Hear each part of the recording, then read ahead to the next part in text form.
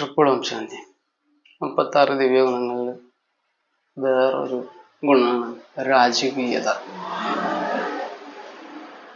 ഇപ്പോഴത്തെ രാജകീയത എന്ന് പറഞ്ഞാൽ എന്താണ്? Smart phone, smart watch, smart മോതിരം എല്ലാം ചേർന്നതാണ് രാജകീയത ഇപ്പോഴത്തെ.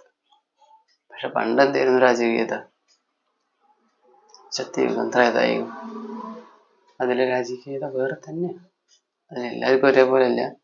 ഇപ്പോഴും ഉള്ള രാജകീയത നോക്കുകയാണെങ്കിൽ പലരും പല രീതിയിലാണ്. ഒരാളുടെ കയ്യിൽ 1 ലക്ഷം രൂപയുടെ ഫോണാണെങ്കിൽ വേറൊരാളുടെ കയ്യിൽ 3 ലക്ഷം രൂപയുടെ ഫോൺ. ആ 3 ലക്ഷം രൂപയുടെ ഫോണിനെ വെട്ടിക്കാൻ വേണ്ടിയിട്ട് 50 ലക്ഷത്തിന്റെ ഫോൺ അവിടെ സെറ്റാക്കിക്കൊണ്ടിരിക്കുന്ന വേറൊരു ടീം. അതൊരു തരം രാജകീയത. 1000 രൂപയുടെ ഷർട്ടാണെങ്കിൽ 10,000 രൂപയുടെ ഷർട്ട് വേറെ, 1000 രൂപയുടെ മുണ്ടാണെങ്കിൽ 20,000 രൂപയുടെ മുണ്ട് വേറെ അടുപ്പിക്കാൻ കൊടുത്തിരിക്കുന്നു. സ്വർണത്തിന്റെ കസ പഠിപ്പിച്ചാൽ മതി. സാരി ആണെങ്കിലും അങ്ങനെ. സ്ത്രീക്കും പുരുഷനും രാജകീയത വ്യത്യസ്തമായ രീതിയിലാണ്. ഇതൊക്കെ സ്ഥൂലത്തിന്റെ കാര്യം. അപ്പൊ ഞാനൊരു ഷർട്ട് ഇട്ട് അതിൻ്റെ മേലെ ഒരു രാജകീയതയുടെ ചെറിയൊരു ഉദാഹരണം, സ്മാർട്ട് വാച്ച്, ഈ ഒരു സാധനമൊക്കെ ഇട്ട്, ഇതിപ്പം നമ്മൾ ടൂർ പോയപ്പോൾ മേടിച്ചാണല്ലോ, വെറുതെ ഏറ്റെന്നുള്ള ഇതൊക്കെ ഇട്ട് സിപ്പൊക്കെ ചെയ്ത് ഒരു തൊപ്പിയൊക്കെ ഇട്ട് ഞാനൊരു സദസ്സിൽ പോയിരുന്നാൽ തീർച്ചയായിട്ടും എന്നെ അറിയാത്തവന്മാർ നോക്കും. അറിയുന്നവർ പറയും അവനൊരു അന്താന്ന് പറയും. അറിയാത്തവന്മാരാണെങ്കിൽ പറയും അവൻ ഏതാ മുതൽ. നമ്മുടെ കേരളത്തിലെ അവസ്ഥ അവനേതാ മുതൽ, അവനേതോ ഉള്ളിടത്തെയാണെന്നോ, അങ്ങനെ ആ ഒരു ചിന്തയൊക്കെ വരും. കാരണം കുറേ സാധനങ്ങളായില്ലേ.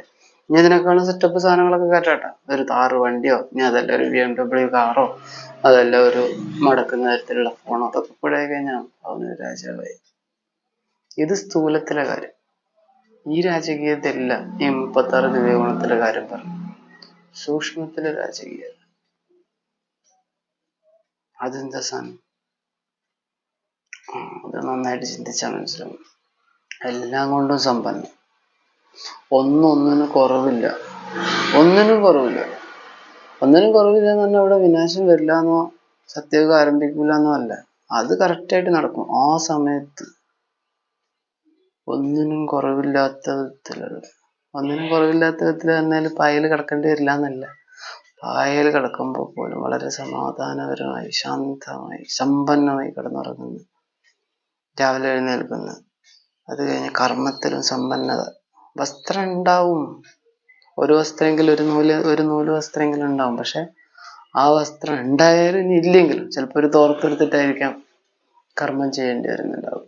പറയാൻ പറ്റില്ല സാഹചര്യം. ചിലപ്പോൾ ഒരു ട്രൗസർ ഇട്ടിട്ടായിരിക്കാം കർമ്മം ചെയ്യേണ്ടി വരും. പക്ഷെ അവിടെയും രാജകീയത. ചിലപ്പോൾ അന്നം ഒരു നേരം മാത്രമേ കിട്ടുന്നുണ്ടായിരിക്കും, അവിടെയും രാജകീയത. ചിലപ്പോൾ അടുത്ത പാർട്ടിൽ അനങ്ങാൻ പോലും പറ്റുന്നുണ്ടാവില്ല.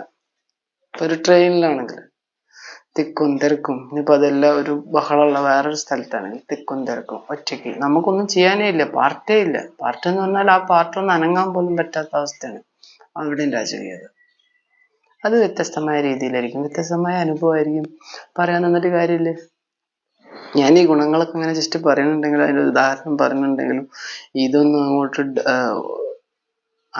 എന്താ പറയാ, കൂടുതലായിട്ട് വിശദീകരിച്ച് തരാൻ കഴിയില്ല.